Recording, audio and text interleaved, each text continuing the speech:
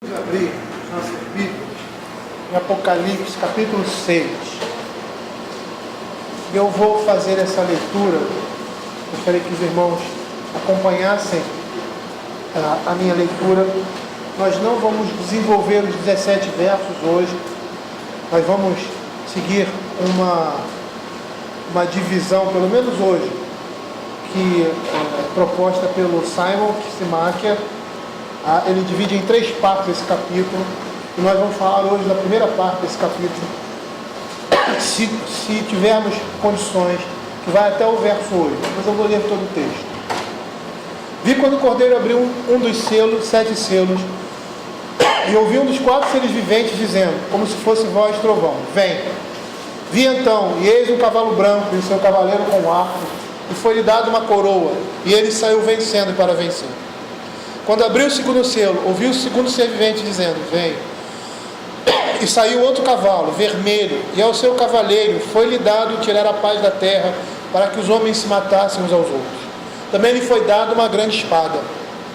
Quando abriu o terceiro selo, vi outro ser vivente dizendo: vem. Então vi, e eis um cavalo preto, e a seu cavaleiro com uma balança na mão. Eu ouvi uma voz como que voz no meio dos 4 seres viventes dizendo: uma medida de trigo por 1 denário, 3 medidas de cevada por 1 denário. Não danifiques o azeite e o vinho. Quando o Cordeiro abriu o 4º selo, ouvi a voz do 4º ser vivente dizendo: vem. E olhei, e eis um cavalo amarelo, e o seu cavaleiro, sendo este chamado Morte, e o inferno estava seguindo. E foi-lhes dada a autoridade sobre a 4ª parte da terra, para matar a espada, pela fome, com mortandade ou por meio de feras da terra. Quando ele abriu o 5º selo, vi debaixo do altar as almas daqueles que tinham sido mortos, por causa da palavra de Deus e por causa do testemunho que sustentavam. Clamaram em grande voz, dizendo: até quando, ó Senhor, santo e verdadeiro, não julgas, nem vingas o nosso sangue dos que habitam sobre a terra? Então a cada um deles foi dada uma vestura branca. Eles disseram que repousasse ainda por pouco tempo, até que se completasse o número de seus conservos e seus irmãos, que iam ser mortos, como igualmente eles foram. Vi quando o Cordeiro abriu o 6º selo, e sobreveio um grande terremoto. O sol se tornou negro como um saco de crino, a lua toda como sangue. As estrelas do céu caíram pela terra como a figueira, quando abalada por um vento forte, deixa cair os seus figos verdes. E o céu recolheu-se como um pergaminho, quando se enrola. Então todos os montes e ilhas foram movidos do seu lugar.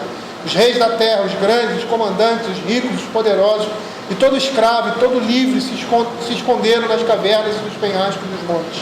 E disseram aos montes e aos rochedos: cai sobre nós, escondei-nos da face daquele que assenta no trono e da ira do Cordeiro, porque chegou o grande dia da ira deles, e quem é que pode suster-se? Queridos, nós estamos vendo aqui em que contexto esses livros são abertos, ou esses selos são abertos. Nós vimos que era um momento em que todos aqueles seres espirituais, e João estava contemplando isso, estavam louvando a Deus e ao Cordeiro. Estavam louvando a Deus e ao Cordeiro por quê? Deus, porque era o Criador, o Todo-Poderoso Deus, estava sentado no seu trono, ele governa. E o Cordeiro por quê? Porque ele morreu pelos nossos pecados, porque ele venceu. Como diz lá, a raiz de Davi, o leão da tribo de Judá, que venceu. E o momento era o momento da abertura do livro. Que livro era esse? O que representava esse livro? Esse livro representava os atos de Deus sobre a humanidade. A continuação e a efetivação do plano de Deus na história da redenção. E somente o Cordeiro poderia fazer isso.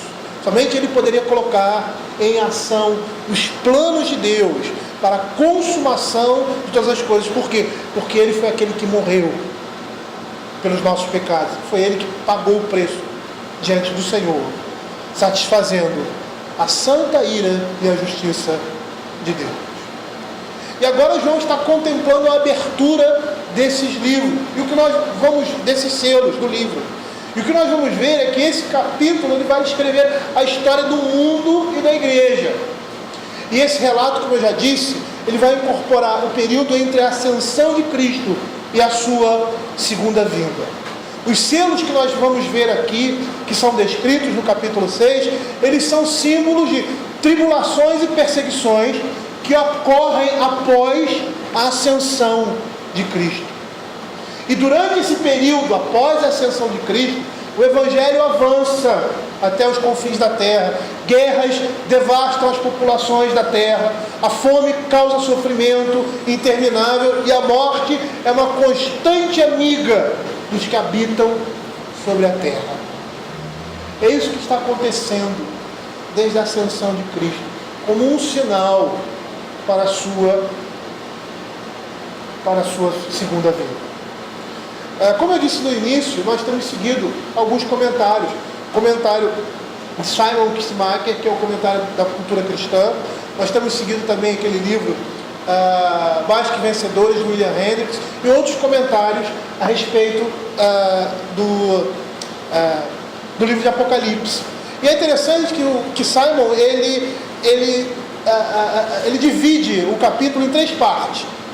A primeira parte são os 4 primeiros selos, formando uma unidade que vai realçar essas figuras simbólicas dos cavalos e dos seus cavaleiros.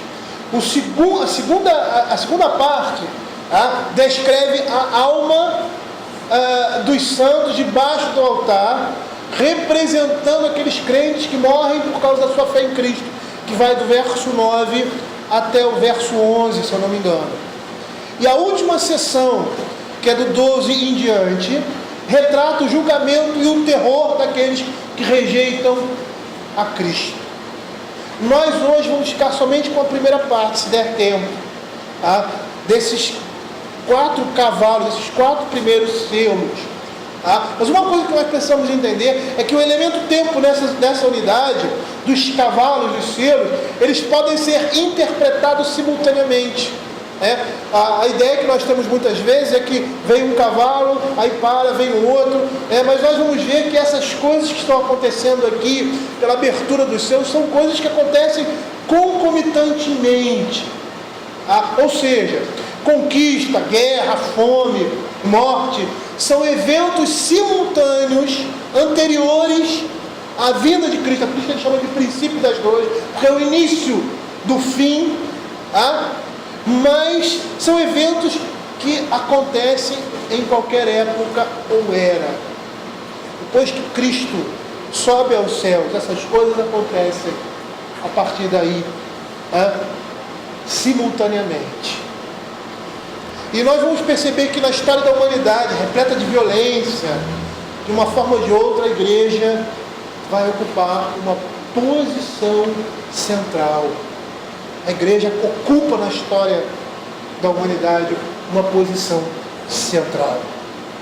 E nós vamos perceber que o povo de Deus, ele sofre repetidamente o impacto da injúria, da injustiça, e por causa do testemunho do Evangelho de Cristo Jesus, é que a igreja passa por isso.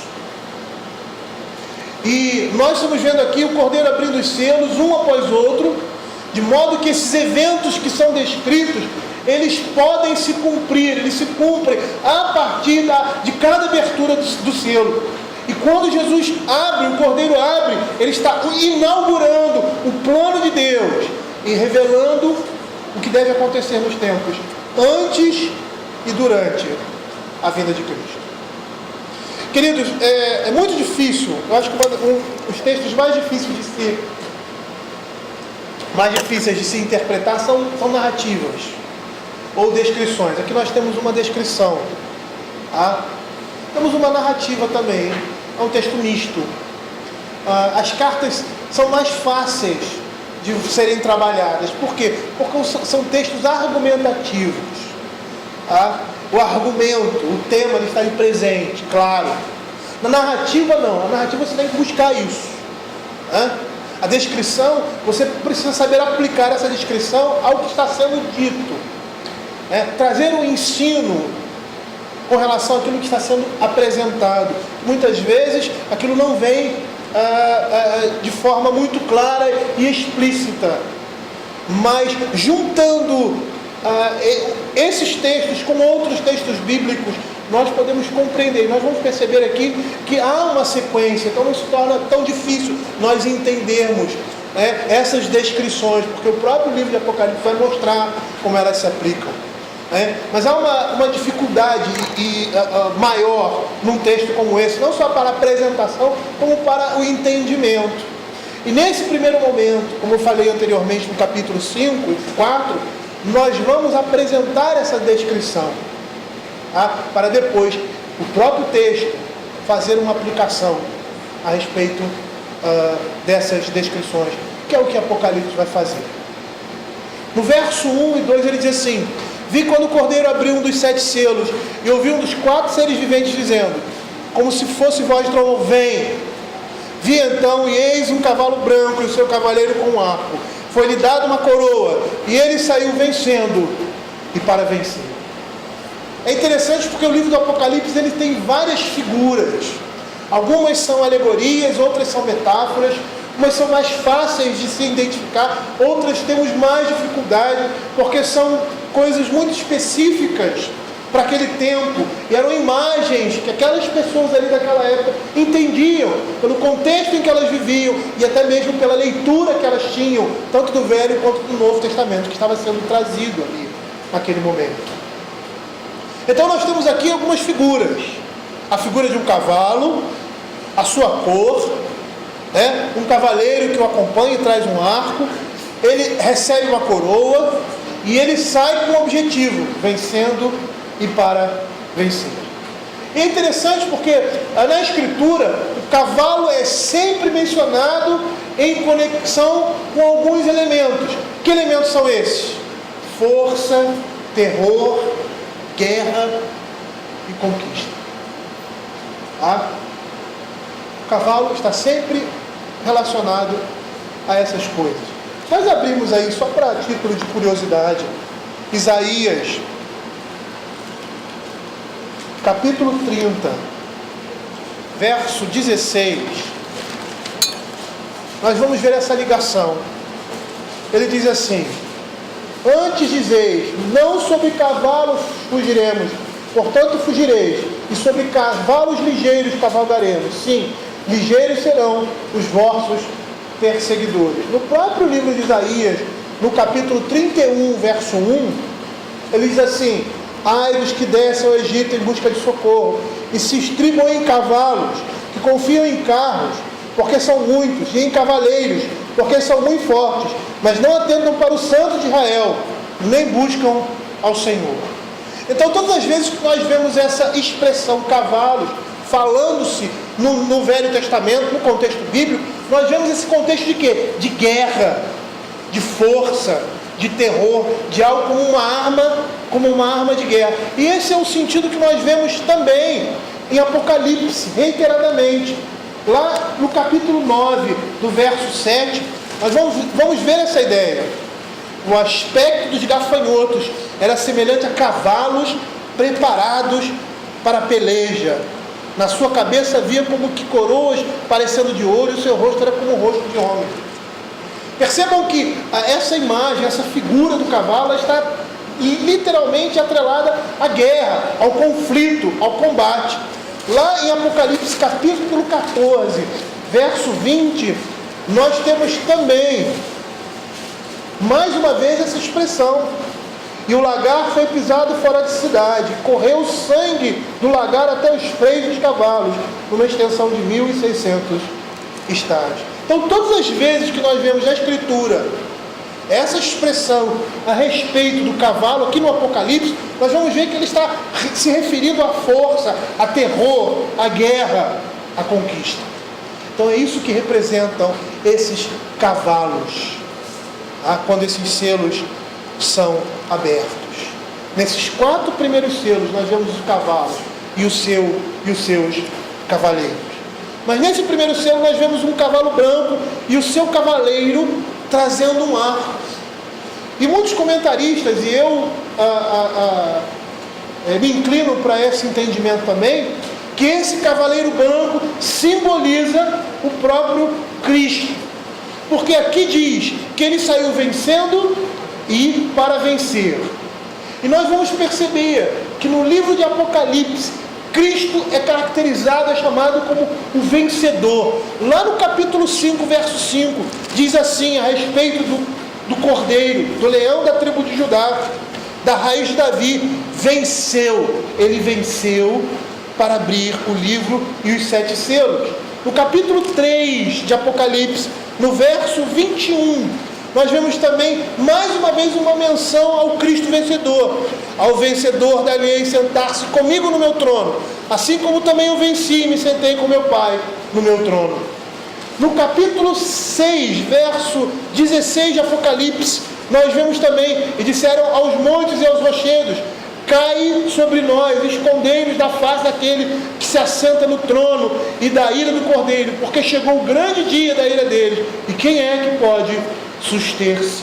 A ideia aqui do cavaleiro que traz um arco, um cavalo branco e o seu cavaleiro que traz um arco, a ideia aqui é Cristo que está vencendo. Cristo, o vencedor. E esse é o tema do livro de Apocalipse, a vitória de Cristo e da sua igreja sobre todos os inimigos de Deus. Cristo como vencedor é o fio condutor de todo o livro do Apocalipse, e ele se volta exclusivamente para a vitória de Cristo na cruz, para a vitória de Cristo sobre os seus inimigos, sobre o poder das trevas, sobre a morte.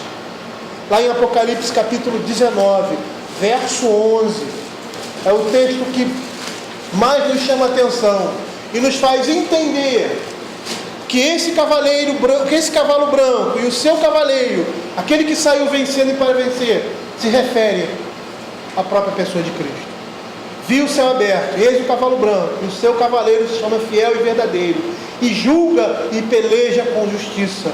Os seus olhos são como chama de fogo, na sua cabeça há muitos diademas, tem um nome escrito que ninguém conhece senão ele mesmo. Está vestido com um manto tinto de sangue, e o seu nome se chama Verbo de Deus. A cor branca desse cavalo, ela está atrelada à pureza e santidade, associada ao que é santo e celestial. E nós vemos isso recorrentemente no texto de Apocalipse. Vestes brancas, pedra branca, trono branco, se referindo a Deus e ao seu povo, porque esse povo recebe a sua justiça e a sua santidade. O que nós temos aqui, queridos, é a menção a Cristo como vencedor. É aquele que veio para vencer, aquele que venceu a morte, venceu o diabo, venceu o pecado.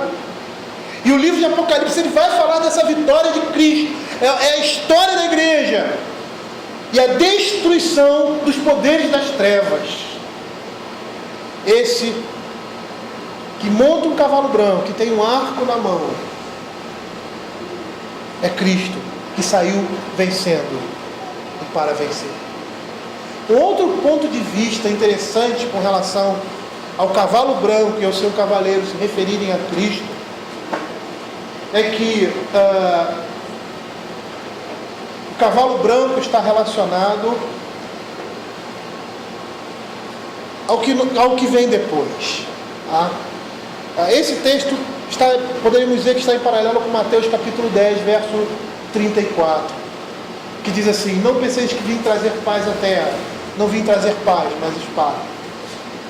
Um dos argumentos para que também esse cavaleiro com arco e o cavalo branco se referindo a Cristo, é que sempre quando Cristo aparece, sempre quando o Evangelho é revelado, é trazido, segue-se a espada. Lá em Mateus 10, 34, Jesus falando aos seus discípulos, ele disse: olha, vocês pensam que eu vim trazer paz à terra? Não vim trazer paz à terra, mas vim trazer a espada. Mas por que ele diz isso? Porque todas as vezes que o Evangelho é pregado, todas as vezes que o Evangelho é trazido, o poder das trevas se levanta contra o Evangelho. Satanás se levanta contra a igreja.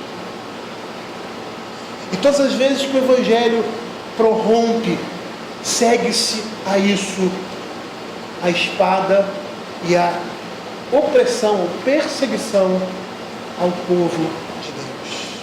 É o que nós estamos vendo aqui. sai o cavalo branco, vencendo e para vencer, e logo após vem o cavalo vermelho. Tá? E o cavalo vermelho é dado ao seu cavaleiro a autoridade para que os homens matem uns aos outros. Nós vamos ver isso. Tá? O que nós estamos vendo aqui no verso 6 é que o nosso Senhor Jesus, ele está vencendo agora por toda essa presente dispensação. Lá em Efésios capítulo 2 nós vemos que quando Jesus morre e ressuscita, ele se assenta à direita de Deus Pai e está reinando com Cristo. Ele está vencendo. A causa de Cristo progride, pois é Ele que está exercendo o seu poder, um poder não só espiritual, mas também universal. E é isso que esse cavalo branco representa. Representa a vitória de Cristo, o progresso do Evangelho, por meio da palavra de Deus, por meio do seu Espírito, do testemunho da igreja, das lágrimas dos crentes, da intercessão de Cristo, dos anjos do céu, das trombetas, das taças da ira de Deus, do juízo de Deus.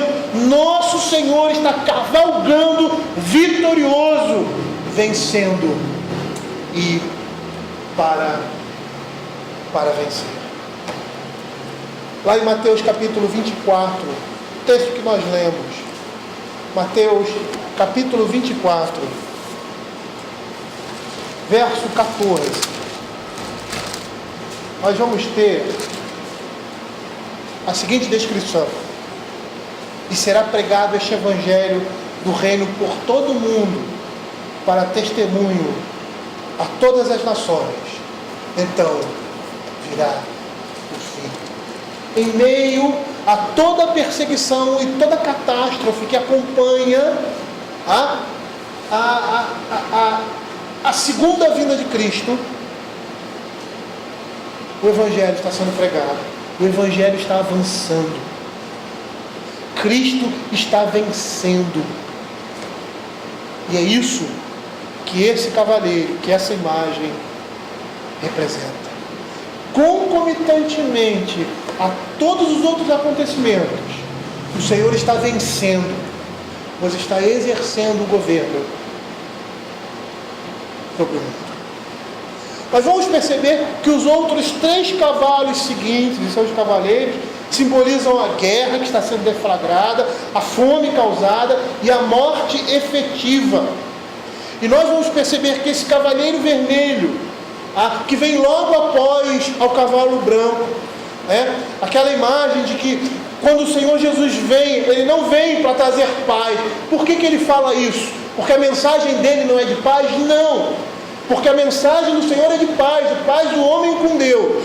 Mas sempre quando o Evangelho se levanta, sempre quando ele ressurge, quando ele aparece, Satanás tenta encobri-lo.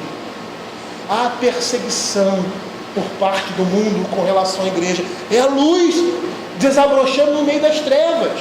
E essa é uma tendência natural. Logo após o Evangelho ser pregado, vem os conflitos e as perseguições por causa desse Evangelho. E nós vamos perceber que esse cavalo vermelho vai mostrar isso. Ele representa um conflito que não se limita a um período específico, mas se estende desde a época dos leitores até o final dos tempos. E aí o segundo selo é aberto. Diz assim: quando abriu o segundo selo, ouviu o segundo servente dizendo: vem. E saiu outro cavalo vermelho, e ao seu cavaleiro foi-lhe dado tirar a paz da terra, para que os homens se matassem uns aos outros. Também lhe foi dado uma grande espada. Enquanto o primeiro cavalo representa pureza, santidade, e o seu cavaleiro é Cristo com o Evangelho, avançando, vencendo, porque Ele venceu a morte, Ele venceu ali na cruz os poderes das trevas. E quando nós falamos isso, nós precisamos entender que o preço que Cristo pagou foi pago a Deus. Ele feriu a santidade de Deus. O homem estava debaixo da ira de Deus, e por causa disso, o Senhor Jesus, Ele morre em favor do seu povo, de nós, da sua igreja, e essa ira é aplacada, porque é lançada sobre Ele. É Ele quem recebe a ira de Deus, para que nós pudéssemos ter vida. Por isso ele é vencedor. Enquanto esse primeiro cavalo representa isso, o cavalo vermelho representa banho de sangue, representa a morte. Não especificamente, porque nós vamos ver aqui mais adiante, mas representa banho de sangue. Como eu disse anteriormente, sempre que o Evangelho é introduzido onde não foi pregado, surge um conflito que por vezes leva ao derramamento de sangue. É o que nós temos visto. E é nesse contexto que Mateus capítulo 10, verso 34 se encaixa. Não penseis que vim trazer paz à terra. Não vim trazer paz, mas espada. Porque o próprio Cristo disse que na mesma casa o pai se levantaria contra o filho contra o pai, a mãe contra a filha contra a mãe. Por quê? Por causa do Evangelho.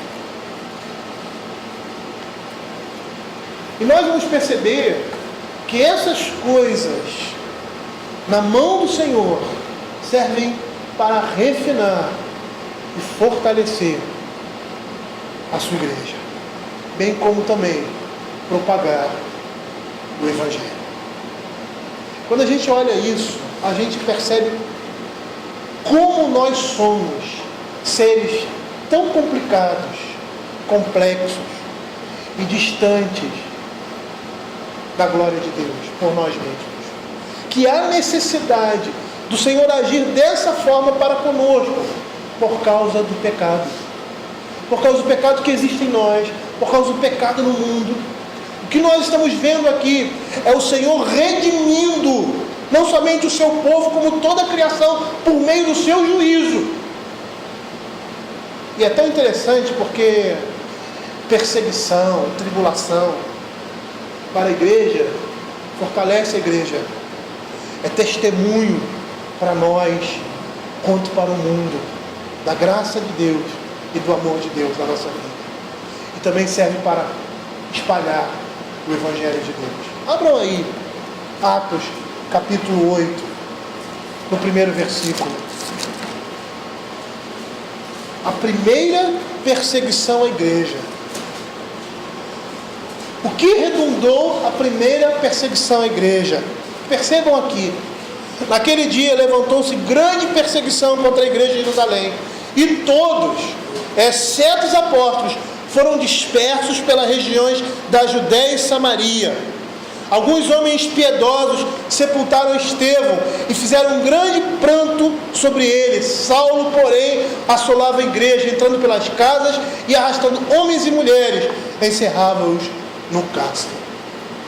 Se nós formos perceber a história da igreja aqui em Atos, nós vamos ver o que levou a igreja a se expandir foi a perseguição ao povo de Deus.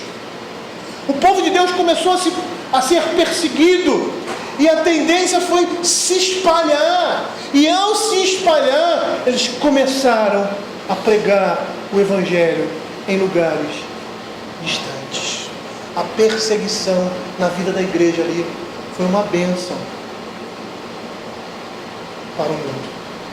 Porque por causa dessa perseguição, o Evangelho começa a chegar em lugares onde ele não existia. E é o que nós estamos vendo, é um mundo iníquo perseguindo a igreja, ou seja, Satanás tentando destruir os crentes. E o que nós vamos perceber aqui, claramente, com a leitura de Apocalipse, é o poder das trevas se levantando contra a igreja. E por que ele faz isso? Ele faz isso porque sabe que o seu tempo é chegado. Eu estava vendo um programa de televisão há um tempo atrás, falando da Segunda Guerra Mundial.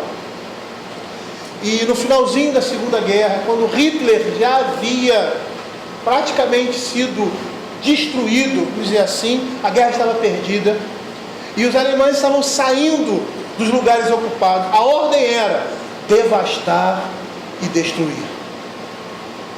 E por que eles estavam fazendo isso? Porque eles perderam a guerra. Porque eles estavam desesperados, porque eles iriam sair, iriam perder os lugares ocupados, iriam perder o poder que eles tinham, e por causa disso, pelo ódio e pela revolta da sua derrota, eles saem destruindo todos aqueles lugares que eles estavam ocupando, porque os aliados estavam chegando. Não é diferente aqui. O próprio texto bíblico diz que Satanás sabe que o seu tempo é chegado. Por isso ele está revoltado, ele está irado e ele se levanta contra a igreja. Só que ao se levantar contra a igreja, nesse período, a graça de Deus será abundante no meio do seu povo. Seu povo vai dar testemunho fiel e verdadeiro desse mundo, do Evangelho e de Cristo. E esse é o propósito de Deus para nós nesse mundo, enquanto Ele não vier, darmos testemunho, até mesmo em virtude da nossa própria vida. E aquilo que serviria para exterminar e destruir a igreja torna-se um meio de fomento e salvação do povo de Deus. Se nós formos comparar Mateus capítulo 24, Lucas 21, se eu não me engano Marcos 13, que fala sobre os mesmos períodos, os princípios das dores, nós vamos perceber que alguns sinais vão dizer respeito à humanidade em geral e outros são sinais especificamente aos crentes. Como nós podemos ver lá em Lucas capítulo 21, verso 12, nesse momento de grande aperto, de grande dificuldade, porque o juízo de Deus está se estendendo sobre a terra e o tempo é chegado. E lá no verso 12 ele diz assim: antes, porém, de todas as coisas, lançarão mão de vós e vos perseguirão, entregando-vos às sinagogas e aos cárceres, levando-os à presença de reis e governadores, por causa do meu nome. Lá em Mateus capítulo 24, verso 9, nós temos também a mesma indicação, mas de forma diferente. Então sereis atribulados e vos matarão, e sereis odiados de todas as nações, por causa do meu nome. É isso que representa o cavalo vermelho. Ele tira a paz da terra. Essa paz que nós acabamos de citar aqui. A ele é dada autoridade para que os homens matem uns aos outros. E aqui, essa ideia de tirar a paz e desses homens matarem uns aos outros. Alguns comentaristas, eu creio também, entendem que o que temos aqui se refere à perseguição religiosa e não à guerra como instituição. E esse tipo de sinal caracteriza um aspecto muito peculiar com relação à igreja, a perseguição movida pelo mundo. A palavra que nós temos aqui no verso 4, lá no finalzinho, diz assim: foi-lhe dado uma grande espada. E é interessante porque essa expressão aqui no Apocalipse, essa espada é chamada no original de macaira. Era uma espada menor, usada para o quê? O sacrifício de animais. Então entende-se aqui que a ideia aqui não é de guerra, morte consequente de guerra, mas a morte consequente de uma perseguição religiosa. Eles estavam sendo perseguidos, e esse cavalo vermelho representava isso. O evangelho que saía vencendo para vencer, e concomitante a isso, a divisão causada por causa da oposição ao evangelho. Um outro detalhe aqui é que a palavra no original matar, ela geralmente é associada à morte sacrificial de Cristo e à execução dos crentes. Então o que se entende aqui desse segundo selo, desse cavalo vermelho, que tem autoridade para tirar a paz da terra, para que os homens matassem uns aos outros, está se referindo exclusivamente à perseguição religiosa por causa do evangelho. Porque todas as vezes quando o evangelho é pregado, segue-se ao evangelho uma perseguição que muitas vezes é seguida de morte, como aconteceu com Estevão, com Paulo, Policarpo, a Inquisição na Idade Média e a noite de São Bartolomeu, onde milhares de crentes huguenotes foram mortos por causa do testemunho do Evangelho que dava. E a gente pode perceber que nenhum século fica sem esse cavaleiro vermelho. O mundo está sempre perseguindo a igreja. Cristo sempre traz a espada e a paz é tirada da terra por causa do Evangelho. A palavra de Deus diz que o mundo jaz do maligno. A palavra de Deus também diz que os homens amaram mais as trevas do que a luz, porque a luz manifestava as suas obras boas. É nesse sentido que o cavalo vermelho se encontra. Mas é interessante nós observarmos, não somente aqui, mas em todo o outro contexto dos selos, nós vamos ver isso. Aqui diz o seguinte: foi-lhe dado tirar a paz da terra. Nós precisamos entender que essa autoridade é dada por Deus. Quando a igreja é perseguida, é propósito de Deus que isso aconteça.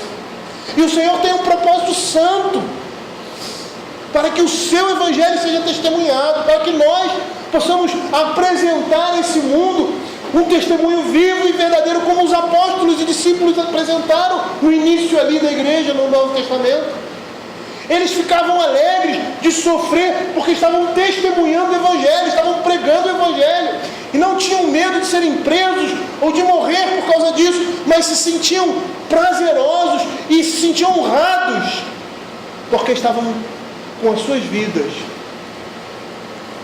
testemunhando de Cristo.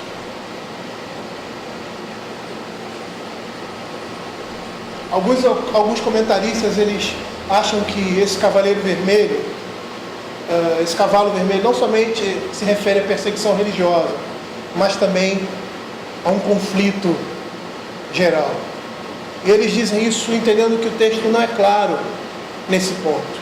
E é verdade. Mas eu não vejo, isso é a minha concepção, uma explicação melhor para esse cavalo vermelho, mesmo porque nós vamos ver que a morte e a guerra vem depois, num outro cavalo, num outro selo que vai ser aberto. No verso 5 e verso 6 diz assim: quando abriu o terceiro selo, ouvi o terceiro servente dizendo: vem. Então vi, e eis um cavalo preto, e o seu cavaleiro com uma balança na mão, e ouvi como que voz no meio dos quatro seres viventes dizendo: uma medida de trigo por 1 denário, 3 medidas de cevada por 1 denário, não danifiques o azeite e o vinho.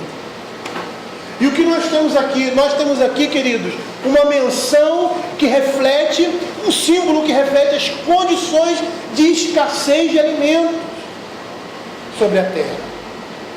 1 denário correspondia ao salário médio diário de um trabalhador.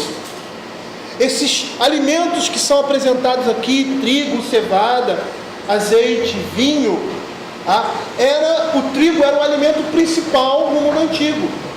Esses alimentos aqui faziam parte da cesta básica do homem daquela época. A cevada era o alimento básico dos pobres, porque era barato. Aqui ele diz que uma média de trigo era o consumo, uma medida de trigo era o consumo médio diário de uma pessoa. E ele diz que esse valor se dava, 1 denário se dava por essa pequena medida. Isso significa que as pessoas nesse contexto não poderiam suprir a sua necessidade, demonstrando uma situação de escassez, porque ele gastava tudo o que ele tinha para conseguir somente essa medida de trigo.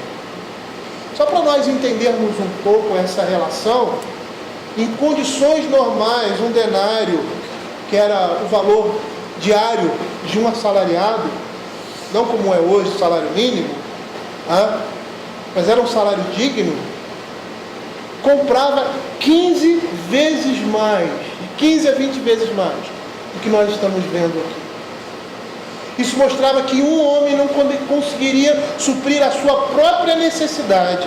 Ele trabalharia um dia e não conseguiria comprar com isso um pequeno pedaço de pão, por causa das condições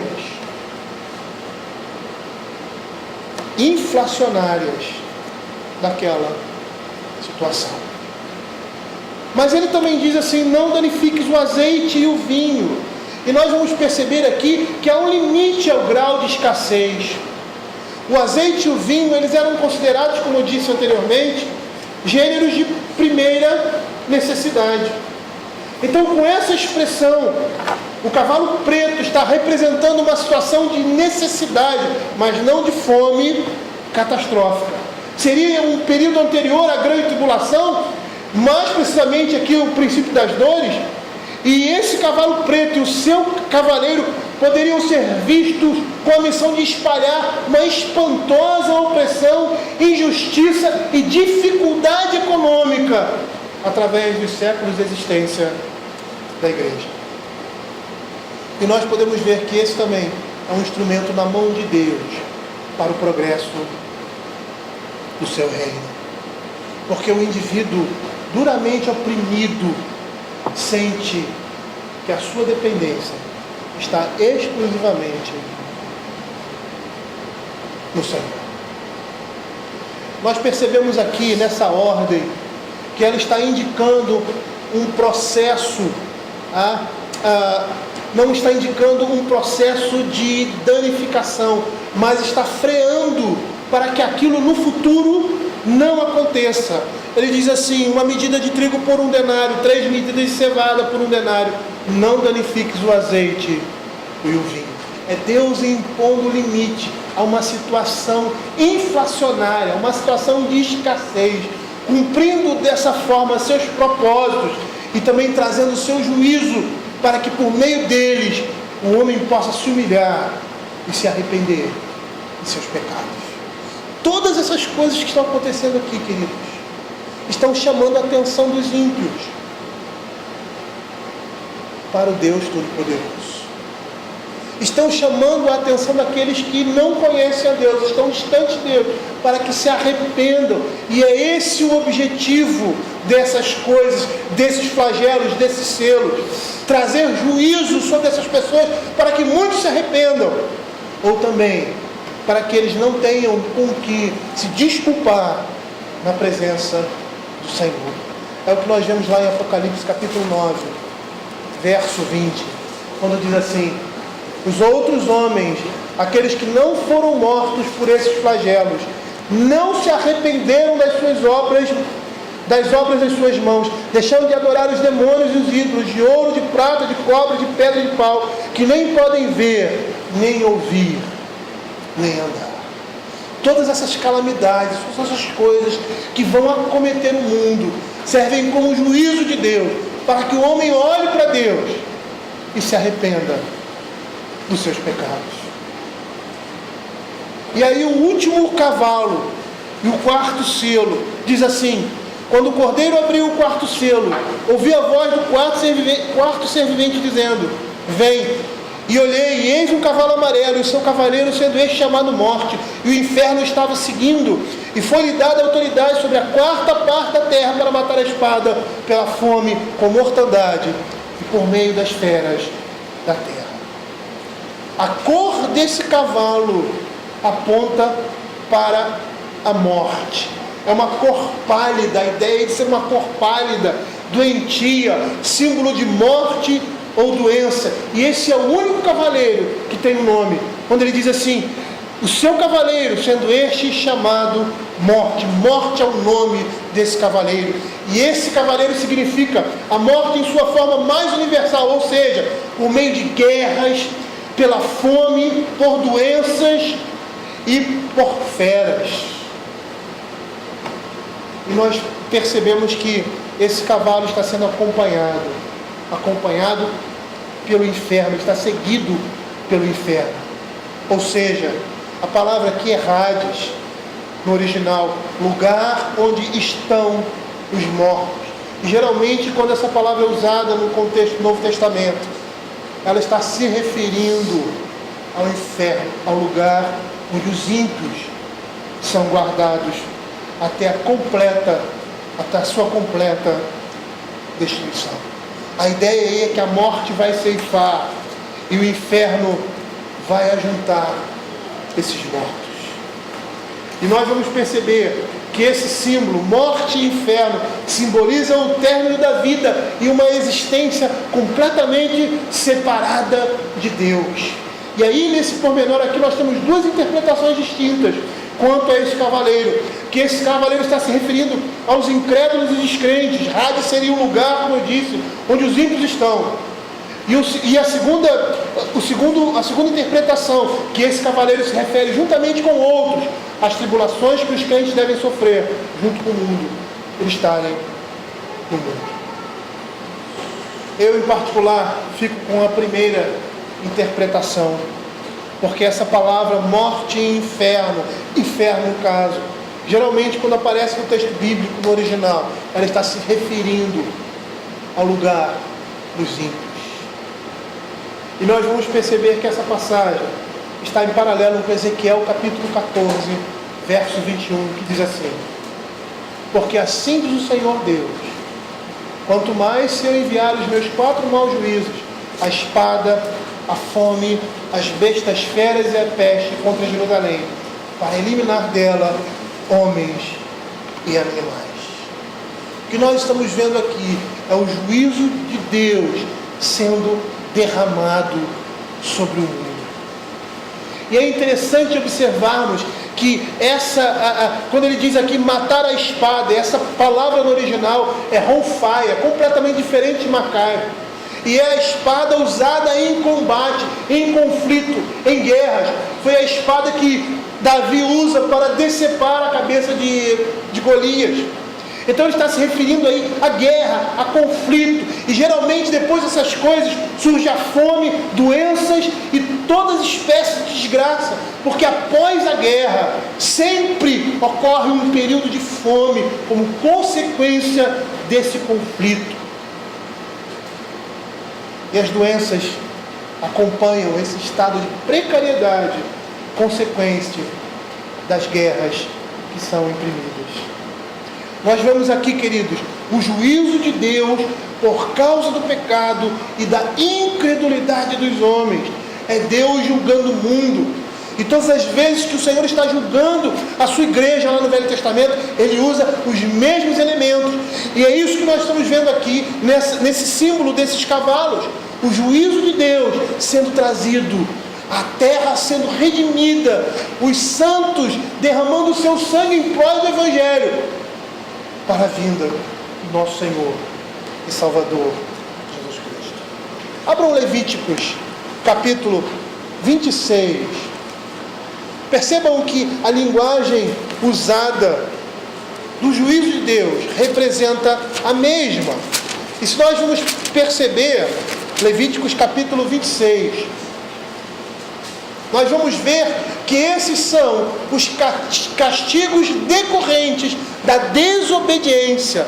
Lá no verso 22 ele diz assim: porque enviarei para o meio de vós as feras do campo, as quais vos desfilharão e acabarão com o vosso gado, e vos reduzirão a poucos, e os vossos caminhos se tornarão desertos.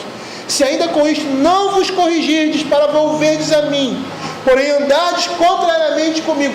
Percebam que esse juízo que o Senhor está trazendo ali no Apocalipse, mencionado no Velho Testamento, e todas as vezes que o Senhor imprimia a sua justiça sobre o seu povo, para fazer com que eles se arrependam. O objetivo é esse, fazer com que os pecadores se arrependam, mas também trazer o seu juízo sobre aqueles que não serão alcançados pelo arrependimento dado por Deus.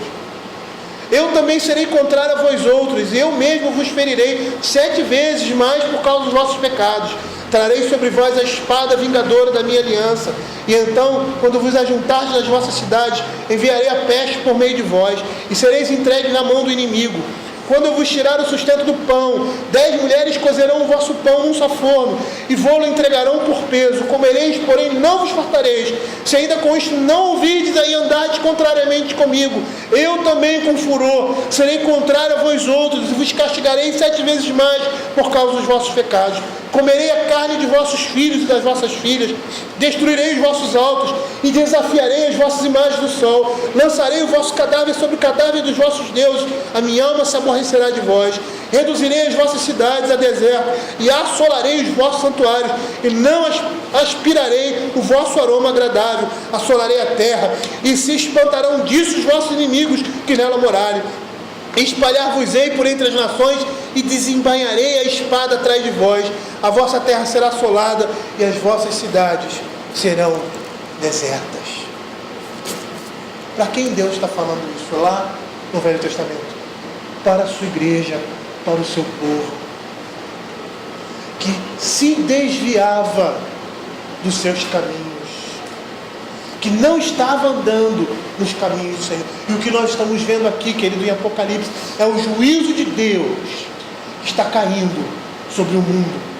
Um mundo que não reconhece e não busca ao Senhor. Buscai o Senhor enquanto se pode achar. Invocai-o enquanto está perto. Essa é a chamada do Evangelho. E nesse tempo, o cavaleiro branco, o cavalo branco com seu cavaleiro, está saindo para vencer e vencendo. O Evangelho está progredindo em meio a todas essas coisas. Mas o que é mais interessante, eu gostaria de terminar a nossa exposição de hoje nesse pormenor, quando ele diz assim, verso 8: foi-lhes dada a autoridade sobre a quarta parte da terra para matar a espada, pela fome, com mortandade, por meio de feras.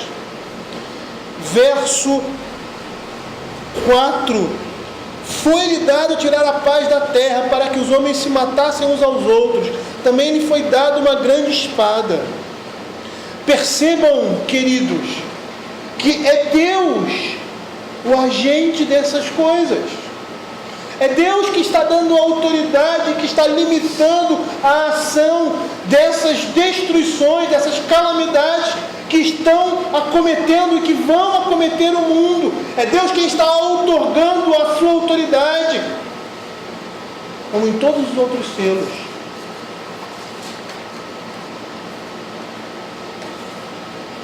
Isso deve ser conforto para nós.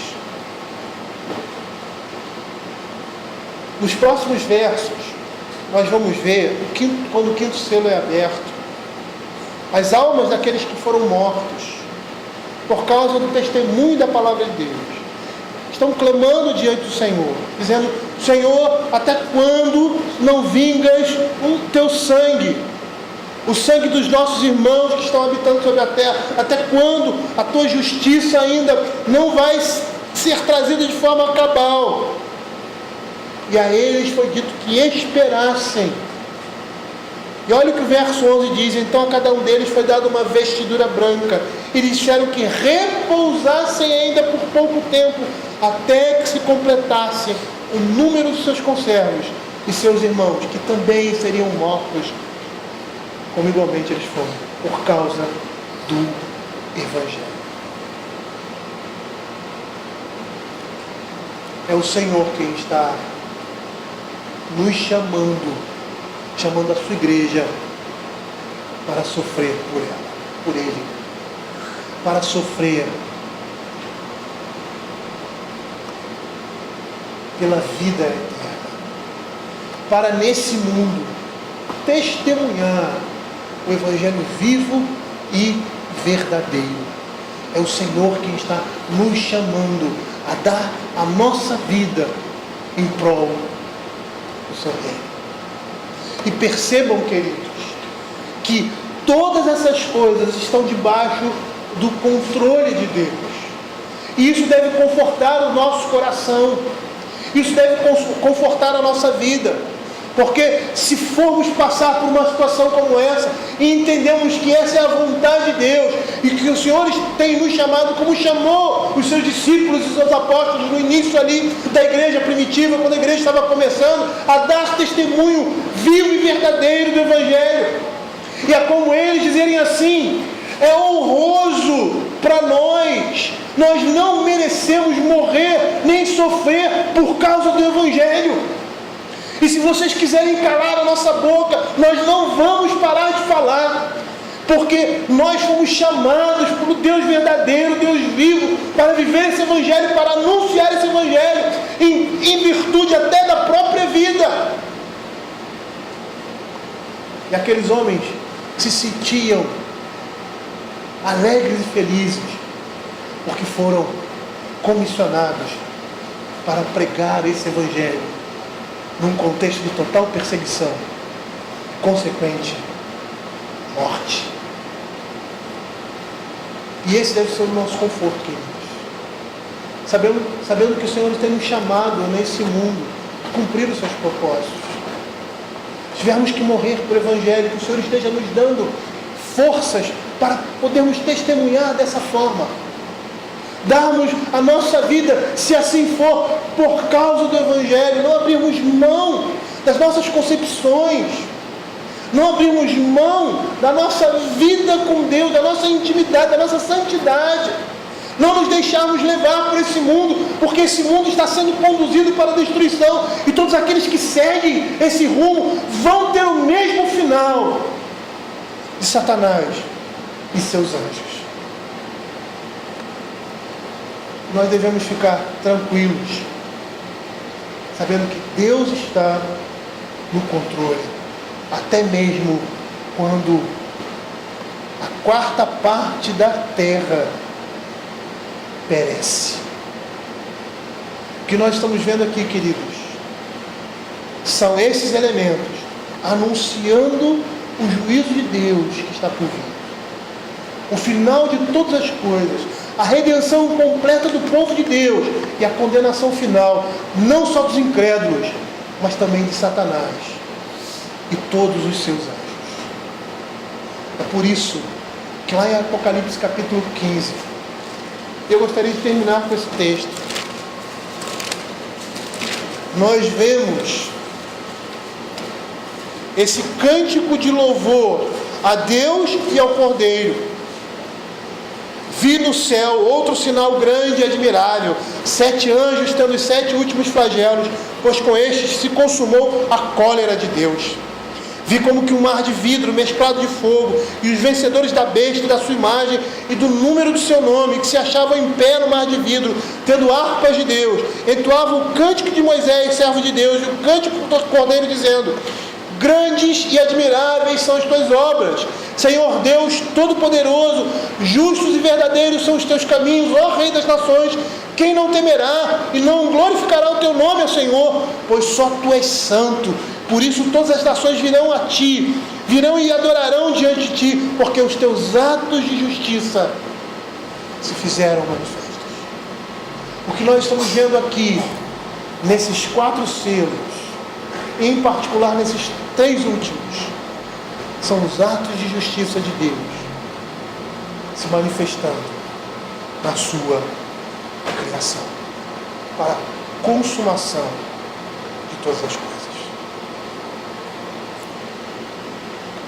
Aqueles que leem o livro de Apocalipse, eles devem estar com os olhos abertos para essa realidade, porque muitos estarão cegos com relação a isso, e não vão perceber que essas coisas são o juízo de Deus. E o que o juízo de Deus faz na vida do homem? Ele faz 2 coisas: ou o leva para a salvação, ou leva para a destruição. Quando o juízo de Deus vem sobre a terra, nós, os crentes, muitas vezes afligidos por esses juízos, não porque eles venham sobre nós, mas porque nós fazemos parte desse mundo, e de certa forma vamos ser afligidos por alguns deles. Nós vamos ver que muitos desses juízos estão diretamente relacionados, não à igreja, mas aos ímpios. E muitas vezes esses juízos vão tocar a igreja, porque nós estamos nesse mundo. Mas nós vamos perceber que esses juízos de Deus servem para a igreja, para cada dia focar os seus olhos no Senhor e aguardar nele a nossa esperança. e para os ímpios, incrédulos, reconhecerem a mão de Deus e se voltarem para o Senhor, antes que seja tarde demais. Vamos orar.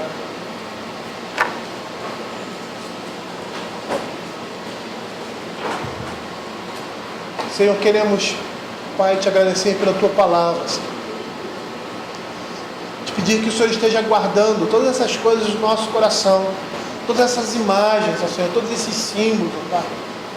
E que eles possam, através da leitura da tua palavra, Senhor, ter significado para nós, que possamos entendê-los, Senhor, da maneira como a tua palavra mesmo traz ao nosso coração, através do teu Espírito Santo. Que essas coisas, Senhor, sirvam para nos apegarmos mais ao Senhor, para conhecermos mais ao Senhor, para, Senhor, amarmos mais ao Senhor e temê-lo mais.